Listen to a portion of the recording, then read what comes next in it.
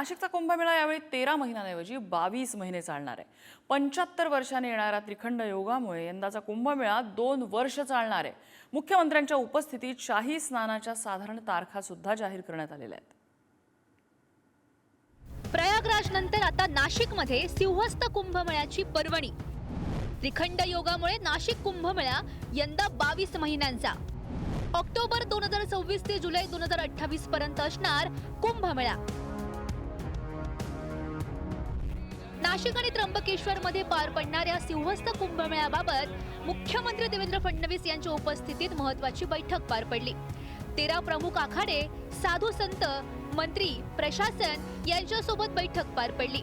या बैठकीत साधू संत आणि पुरोहित संघांनी कुंभमेळा आणि अमृत स्नानाच्या तारखा निश्चित केल्यात। यावेळी 75 वर्ष येणाऱ्या त्रिखंड योगामुळे कुंभमेळा 12 ऐवजी 22 महिने चालणार आहे।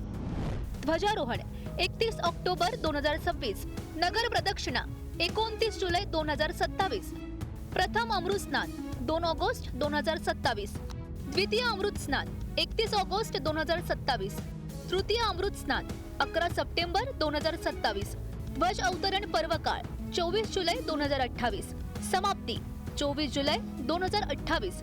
पर्वस्थानाची संख्या 17 ने वाढून 42 वर। पर्वस्थानाच्या संख्येमध्ये वाढ झाल्यामुळे गर्दी न होता भाविकांना आता स्नानाची संधी मिळेल असं मुख्यमंत्र्यांनी म्हटलेलं आहे। त्र्यंबकेश्वर मध्ये कुशावर्तावर गर्दी होते, त्यासाठी पर्यायी व्यवस्था काय करण्यात येईल याचीही बैठकीत चर्चा झाल्याचं त्यांनी सांगितलंय। सुदैवाने खूप मोठ्या प्रमाणात पर्वाच्या तारखा उपलब्ध आहेत, त्यामुळे कुठल्या तरी एकाच तारखेला खूप गर्दी करण्याची आवश्यकता पडणार नाही। यावेळेचा जो आपला सिंहस्थ कुंभमेळा आहे हा नेहमीपेक्षा जास्त काळ चालणार आहे, त्यामुळे जास्त पर्वणी या ठिकाणी आहे आणि म्हणून मला असं वाटतं की जी काही भाविकांची गर्दी आहे त्याचं योग्य नियोजन हे आपल्याला करण्याची संधी त्यात मिळालेली आहे। विशेषतः कुशावर्तावर जी गर्दी होते त्याची जागा फार कमी आहे त्र्यंबकेश्वरला, त्यामुळे तिथे काय पर्यायी व्यवस्था करता येईल या संदर्भातही बऱ्यापैकी एकमत आज झालेलं आहे, जेणेकरून कुठल्याही प्रकारची स्टॅम्पीडची वेळ ही त्या ठिकाणी येणार नाही। कुंभमेळ्याच्या तयारीबाबत आणखी काही महत्त्वाच्या विषयांवर बैठकीत चर्चा झाली। निरनिराळ्या कामांसाठी 4000 कोटींच्या निविदा, पुढील कामांसाठी आणखी 2000 कोटींच्या निविदा। गोदावरी स्वच्छ राहिली पाहिजे याकडे विशेष लक्ष।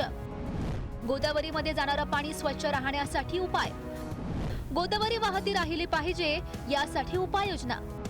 साधूग्रामची आरक्षित जागा लवकरच अधिग्रहित, अंतिम टप्प्यात। कुंभमेळ्यासाठी प्राधिकरणाचा लवकरच गठन। साधू संतांनी केलेल्या मागण्यांबाबत चर्चा झाली आणि त्याबाबत निर्णय करू असं आश्वासन मुख्यमंत्र्यांनी दिलंय। त्र्यंबकेश्वर को गोठी से जोड़ना, हाईवे से जोड़ना, असमर्दी मार्ग से जोड़ना, अनेक प्रकार कहीं भी पंचवटी पे कोई भी नाला गोदावरी नदी में न बहे। इस आज की बैठक से ऐसा हम लोग तो प्रशासन से, शासन सर्वे से संतुष्ट रहते। अरे हम लोग तो 100 बार हारेंगे फिर भी जीतने की कामना रखते, निराशा में आशावादी है, हम तो कभी असफल हो ही नहीं सकते, ऐसी मेरी कामना है।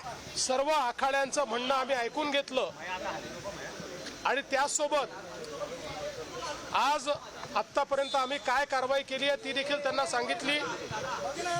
जवळपास कुंभमेळ्याच्या निमित्ताने 4000 कोटी रुपयाचे वेगवेगळ्या कामाच्या निविदा या आपण काढलेल्या आहेत, त्यातल्या काही अंतिम स्टेजवर आहेत। जवळपास 2000 कोटी रुपयाच्या अजून निविदा या आपण काढतो आहोत। कुंभमंत्री गिरीश महाजन यांच्या नेतृत्वात इतर मंत्र्यांच्या साथीनं हे काम पूर्णत्वास जाईल असं उत्तर पालकमंत्री कधी ठरणार या प्रश्नावर मुख्यमंत्र्यांनी दिलंय। हे अमृत स्नान अत्यंत महत्त्वाचं आहे। पालकमंत्र्याचा आणि त्याचा काय संबंध येतो? अमृत स्नान हे लाखो वर्षापासून चाललेलं आहे। पालकमंत्री जातात येतात राहतात, काही अडलंय का? त्यामुळे काही काळजी करू नका, कुंभमंत्री आहेत ते सगळं करतील, सोबत बाकीचे आमचे मंत्री आहेत। या जिल्ह्यामध्ये गिरीश भाऊ कुंभमंत्री म्हणून काम पाहतात, आमचे दादा भुसे आहेत, आमचे नरहरी झिरवळ आहेत, भुजबळ साहेब आहेत, आणि कमी पडलो तर आम्ही पण आहोतच ना. त्यामुळे तुम्ही त्याची काळजी करू नका, याच्यामध्ये कुठलेही राजकारण आणू नका. प्रयागराजमध्ये झालेल्या महाकुंभाप्रमाणेच नाशिकमध्ये होणारा कुंभमेळा भव्य दिव्य स्वरूपाचा असेल असं सरकारच्या वतीनं स्पष्ट करण्यात आलंय. यंदाचा कुंभमेळा सुमारे 2 वर्षांचा असल्यामुळे प्रयागराजच्या धर्तीवर या कुंभमेळ्याचं नियोजन सुद्धा योग्य रीतीनं व्हावं यासाठी प्रयत्न होतील हे नक्की. किरण ताजने, पुढारी न्यूज, नाशिक.